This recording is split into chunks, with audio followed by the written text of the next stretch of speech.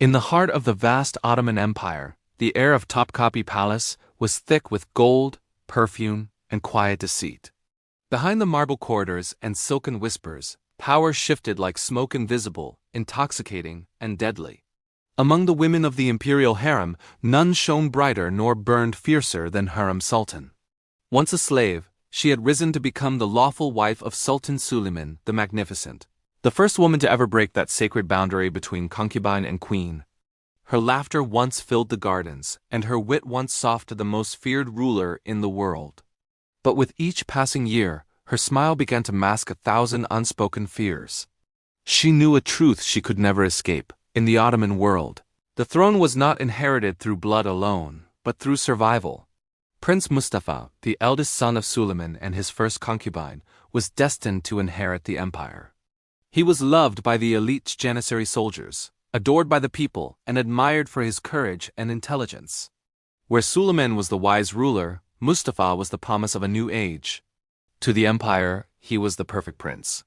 But to Hurrem, he was the storm that threatened to destroy everything she had built.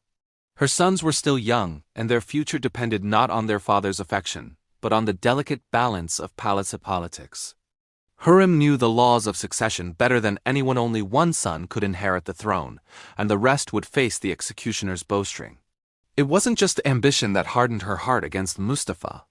It was the terrifying knowledge that his rise would mean her sons' deaths. The walls of Topkapi had ears, and every whisper carried a consequence. Soon, the whispers turned against her.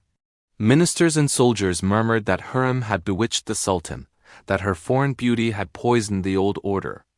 They said she turned father against son, and peace into intrigue. For Hurrem, every rumor was a dagger aimed at her children. She learned to turn fear into calculation and tears into strategy. In the private chambers of her daughter Mirima and her son-in-law, Grand Vizier Rustam Pasha, the three plotted the preservation of their bloodline. Rustam, cunning and pragmatic, was her greatest weapon. He understood that the empire was ruled not by armies, but by the careful manipulation of perception. Together, they began to shape the narrative that would alter Ottoman history forever. They whispered that Mustafa's popularity with the Janissaries was dangerous, that he had grown too powerful, too eager for the throne. They suggested his ambition was no longer loyalty but the quiet hunger of a rebel. At first, Suleiman dismissed these ideas. He had raised Mustafa with pride, seeing in him his own reflection. Yet as the Sultan aged, doubt became a constant companion. He had seen rebellion tear empires apart, seen brothers rise against fathers. The ghosts of his ancestors whispered to him in his sleep, of blood spilled for crowns, of love betrayed for stability. Hurrem never accused Mustafa openly. She didn't need to. Her eyes spoke where her lips dared not. When she wept not as a queen but as a mother, trembling with fear for her sons. Her letters to Suleiman became instruments of influence, wrapped in silk and sorrow. She wrote not of politics but of protection.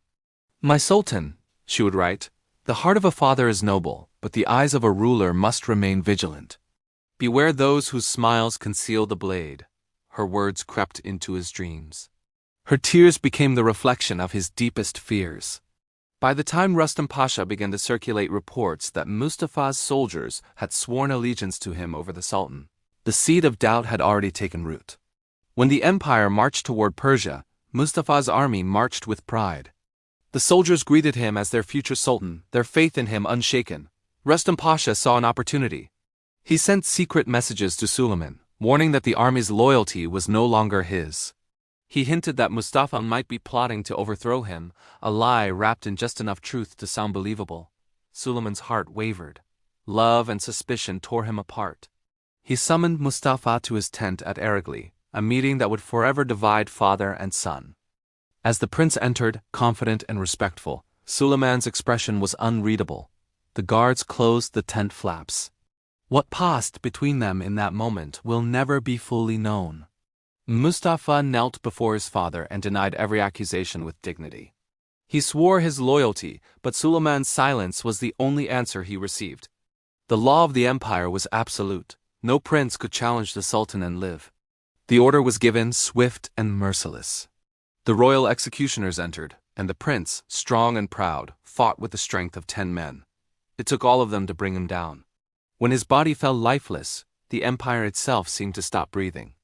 Outside the tent, the Janissaries, the very men who had adored him, wept in disbelief. The father who had ruled the world had just destroyed his own blood. When word reached the palace, Hurrem sat in silence, staring at the Bosphorus for hours. No one knew if she felt triumph or sorrow, perhaps both, perhaps neither. She had protected her sons, but at a cost too great to measure. The man who had once called her his joy now looked upon her with haunted eyes. The warmth between them withered into a silence that echoed louder than any words. In the years that followed, Hurrem's power grew beyond precedent. She became the first woman to issue imperial decrees and shape the policies of the empire. Yet every victory was shadowed by a quiet guilt. The people whispered her name as both a blessing and a curse. To some, she was a visionary. To others, she was the serpent who had destroyed the empire's future. Suleiman never recovered. He continued to rule, to conquer, to govern, but the spark in his eyes had dimmed. His youngest son, Cihangir, sickly and sensitive, died shortly after Mustafa's execution, unable to bear the grief that consumed his father. Hurrem too began to fade, her health waning beneath the weight of her own remorse. Her letters to Suleiman became softer, no longer about politics, but about forgiveness. "My Sultan," she once wrote, "I sought to protect, not destroy. But perhaps God has shown me that power and peace cannot live in the same heart." When Hurrem Sultan died, the empire mourned her with both reverence and bitterness. Suleiman ordered her tomb to be built beside his own, a silent acknowledgement that their fates were forever entwined. In his final years, he would visit her tomb and lower his head, not in anger, but in reflection. His greatest battle had not been fought with armies, but within his own heart between the love of a woman and the life of a son. Years later, historians would find no simple truth. Was Hurrem the architect of Mustafa's death, or a mother shaped by the ruthless laws of her time?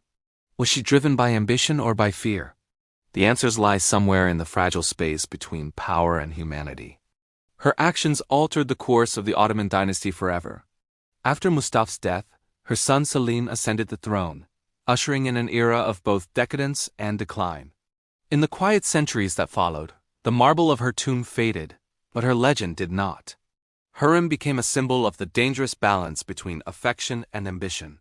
The death of Prince Mustafa wasn't just the fall of a son or the triumph of a mother, it was the turning point of an empire. An empire that learned too late that power gained through fear cannot silence the whispers of regret. Thanks for watching. If you found this story as fascinating as we did, don't forget to like, subscribe, and hit the notification bell for more tales from history.